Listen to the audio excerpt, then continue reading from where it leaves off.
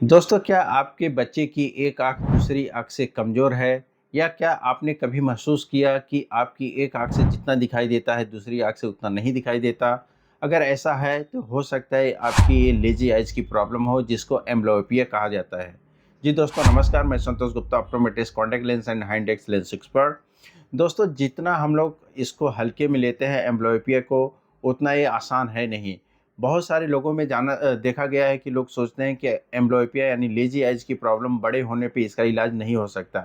लेकिन आज की इस वीडियो में आपको बताऊँगा कि अगर आप बच्चे हैं तो भी आपकी एंब्लियोपिया का इलाज हो सकता है, या फिर अगर आपकी एज ज़्यादा है यानी आपकी एज 20 साल से ज़्यादा है, तो भी आपकी एंब्लियोपिया की प्रॉब्लम को सॉल्व किया जा सकता है।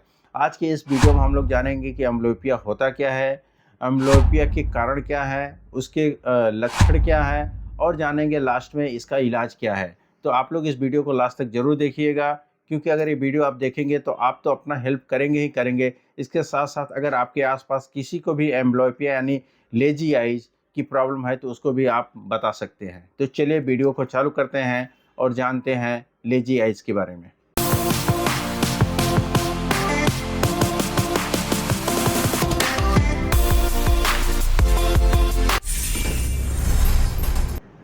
दोस्तों, सबसे पहले जान लेते हैं कि लेज़ी आई, जिसको एंब्लियोपिया या फिर आलसी आँख बोलते हैं, वो होता क्या है। देखिए, ये सिर्फ़ एक नज़र की प्रॉब्लम नहीं होती है, एक ये आपकी नज़र और आपके दिमाग के कोऑर्डिनेशन की बात होती है। एंब्लियोपिया में होता क्या है कि आपकी एक आँख तो बहुत अच्छे से काम करती है, लेकिन दूसरी आँख से उतना क्लियर आपको नहीं दिखाई देता है।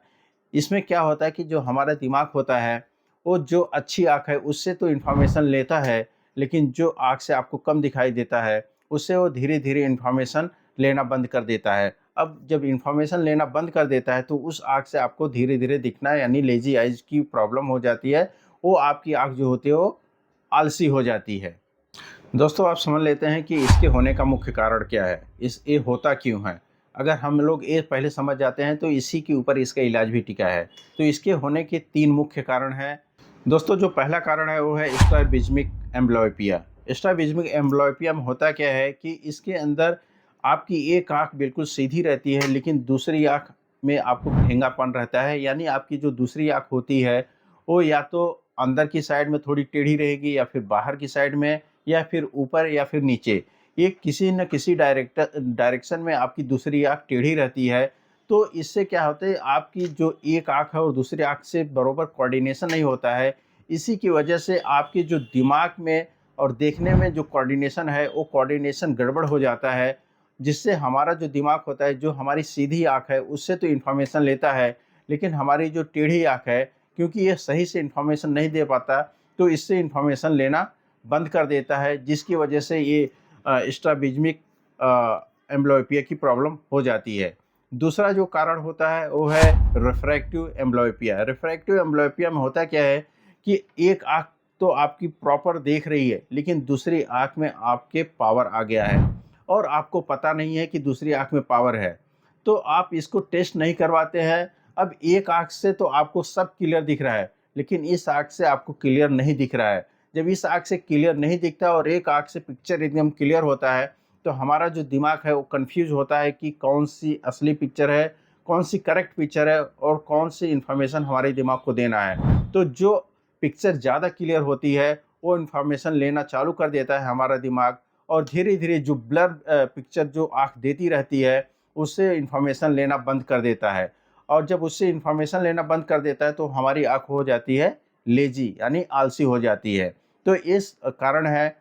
तीसरा भी एक कारण होता है, जिसका है डिप्राइवेशन एंब्लियोपिया। डिप्राइवेशन एंब्लियोपिया में होता है कि अगर हमारी आँख के अंदर जो रोशनी जा रही है, उसमें कोई बाधा पड़ जाए, तो जैसे कि अगर कोई बच्चा है, अगर उसको जन्मजात कैटरेक्ट यानी मोतियाबिंद है, तो उस बच्चे को उस आँख के अंदर रोशनी जितनी जानी चाहिए वो प्रॉपर मात्रा में नहीं जाती है, तो उसको इस तरह के एंब्लियोपिया यानी आलसी आँख हो जाते हैं। इसके अलावा होता है कि किसी-किसी के आप देखते होंगे कि उसकी एक पलक नीचे में रहती है, एक पलक प्रॉपर रहती है, लेकिन दूसरी जो पलक होती है वो थोड़ी-सी नीचे रहती है।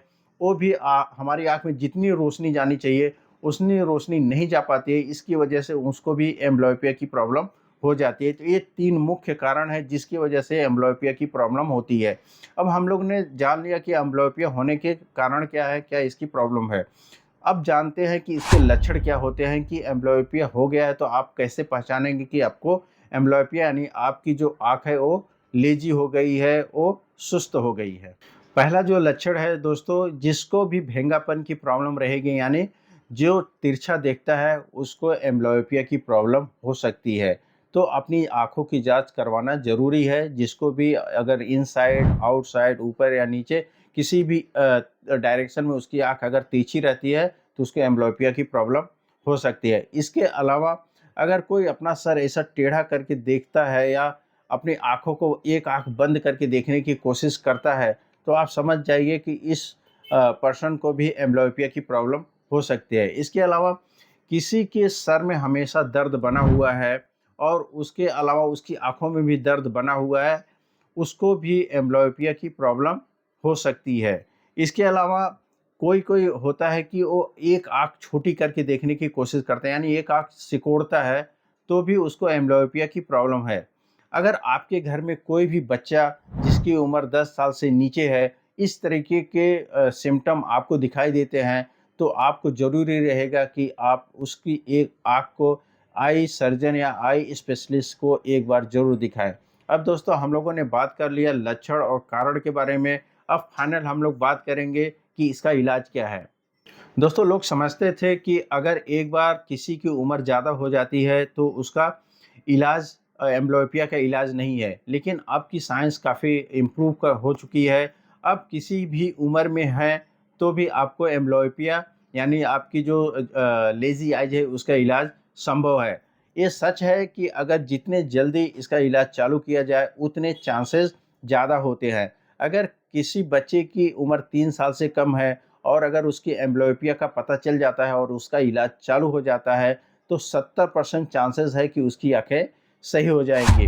पहला जो इलाज है कि अगर आपको भेंगापन का प्रॉब्लम है यानी आपकी आँखें एक साइड में तिरछी देख रही हैं, तो उसको चश्मा लगा के या फिर कॉन्टैक्ट लेंस लगा के उसकी जो अगर पावर है तो उसको करेक्ट किया जा सकता है और इससे उसकी आँखों का जो भी भेंगापन है वो भी सीधा होने के चांसेस रहेगा और एंब्लियोपिया यानी लेज़ी आइज़ की प्रॉब्लम रहेगी तो वो भी ठीक किया जा सकता है। इसके अलावा दोस्तों अगर उसको रिफ्रैक्टिव एंब्लियोपिया की प्रॉब्लम है यानी एक आँख से उसको प्रॉपर दिखाई देता है, दूसरी आँख से उसको कम दिखाई देता है, तो पैचिंग बेस्ट ऑप्शन होता है कि पैचिंग करके उसकी आँखों को सही किया जा सके। इसमें होता क्या है कि हमारी जो एक आँख अच्छी होती है, उसको पैच कर दिया जाता है, उसको बंद कर दिया जाता है। उसके लिए पैचिंग भी आता है प्लस आप उसको कपड़े से भी बाँध सकते हैं। तो हमारा इसके पीछे का आइडिया क्या होता है कि अगर जो अच्छी आँख है उसको बंद कर दी जाएगी तो जो उसकी लेज़ी आइज़ है यानी जो उसकी आलसी आँख है उसको वर्क करने के लिए छोड़ दिया जाता है, जिससे हमारा दिमाग उसी से इन्फॉर्मेशन लेने के लिए मजबूर हो जाता है। और ये देखा गया कि धीरे-धीरे उस बच्चे के अंदर इम्प्रूवमेंट उसकी नज़र में आने लगती है। इसके अलावा एक और साधन होता है इसको इलाज के लिए ठीक किया करने के लिए, वो होता है एट्रोपिन आई ड्रॉप का।